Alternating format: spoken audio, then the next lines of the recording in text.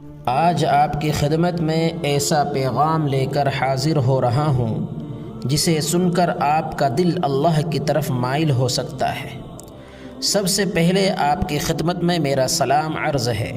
السلام علیکم ورحمۃ اللہ وبرکاتہ۔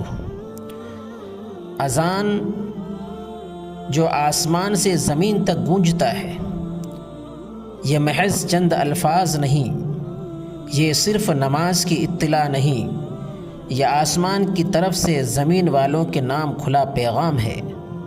دنیا کے ہر کونے میں، ہر شہر میں، ہر گلی، ہر گاؤں میں دن میں 5 مرتبہ ایک صدا بلند ہوتی ہے، اللہ اکبر، اللہ اکبر۔ یہ صدا اعلان کرتی ہے کہ اے انسان، تیری دکان، تیرا کاروبار، تیرا موبائل، تیری مصروفیت سب چھوٹے ہیں، اللہ سب سے بڑا ہے۔ اذان کا پیغام، قرآن کہتا ہے وَرَبَّكَ فَكَبِّرْ، اور اپنے رب کی بڑائی بیان کرو۔ اذان ہمیں جھنجھوڑ کر کہتی ہے اے انسان، تو جن چیزوں کو سب کچھ سمجھ رہا ہے وہ سب فانی ہے، عہدہ، دولت، شہرت، طاقت سب ایک دن ختم ہو جائیں گے، مگر اللہ کی بڑائی ہمیشہ باقی رہے گی۔ اذان کا دوسرا پیغام، پھر اذان گواہی دیتی ہے اشہد ان لا الہ الا اللہ، یعنی میں گواہی دیتا ہوں کہ اللہ کے سوا کوئی معبود نہیں۔ یہ جملہ ہمیں یاد دلاتا ہے کہ ہم نے اپنی زندگیاں کن چیزوں کے سامنے جھکا دی ہے، کبھی پیسے کے سامنے، کبھی خواہش کے سامنے، کبھی انسانوں کے سامنے۔ قرآن کہتا ہے افرأیت من اتخذ الہہ ہوا، کیا تم نے اسے دیکھا جس نے اپنی خواہش کو اپنا معبود بنا لیا۔ اذان ہمیں بتاتی ہے جھکنا ہے تو صرف اللہ کے سامنے جھکو۔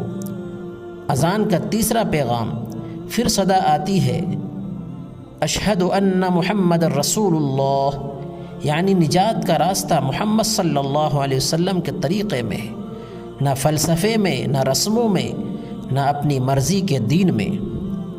حدیث میں ہے من اطاعنی فقد اطاع اللہ، جس نے میری اطاعت کی اس نے اللہ کی اطاعت کی۔ اذان ہمیں یاد دلاتی ہے کہ ہم نبی صلی اللہ علیہ وسلم کا نام تو لیتے ہیں لیکن ان کی سنت کو زندگی میں کہاں رکھتے ہیں۔ اذان کا چوتھا پیغام، پھر اذان پکارتی ہے حی علی الصلاح، حی علی الفلاح، آؤ نماز کی طرف، آؤ کامیابی کی طرف۔ یہ دنیا کا سب سے بڑا دھوکہ ہے کہ کامیابی پیسے میں ہے، کامیابی عہدے میں ہے یا شہرت میں ہے۔ قرآن اعلان کرتا ہے قد افلح المؤمنون الذین هم فی صلاتهم خاشعون، یقیناً کامیاب ہو گئے وہ مومن جو اپنی نماز میں خشوع رکھتے ہیں۔ اذان ہمیں بتاتی ہے نماز چھوڑ کر کوئی کامیاب نہیں ہو سکتا۔ افسوس، اذان ہوتی ہے اور ہم کہتے ہیں بس یہ کام ہو جائے پھر نماز پڑھ لیں گے۔ اذان ہوتی ہے اور موبائل نہیں چھوٹتا، اذان ہوتی ہے اور دل نہیں ہلتا۔ سوچو اگر قیامت کے دن کہا گیا تمہیں کیا بلایا گیا تھا، تمہیں بلایا گیا تھا 5 وقت مگر تم نے نظر انداز کیا۔ اختتامی پیغام، اذان صرف زندہ لوگوں کے لیے نہیں ہوتی، یہ دراصل مرے ہوئے دلوں کو جگانے کے لیے ہوتی ہے۔ یہ اس دن کی یاد دہانی ہے جب کوئی اذان نہیں ہوگی، کوئی نماز نہیں ہوگی، صرف حساب ہوگا۔ آج اذان سن کر مسجد جانا آسان ہے، کل قبر سے اٹھ کر جواب دینا مشکل ہوگا۔ آج اللہ اکبر سن کر جھک جانا سستا ہے، کل رب کے سامنے کھڑا ہونا بہت سخت ہوگا۔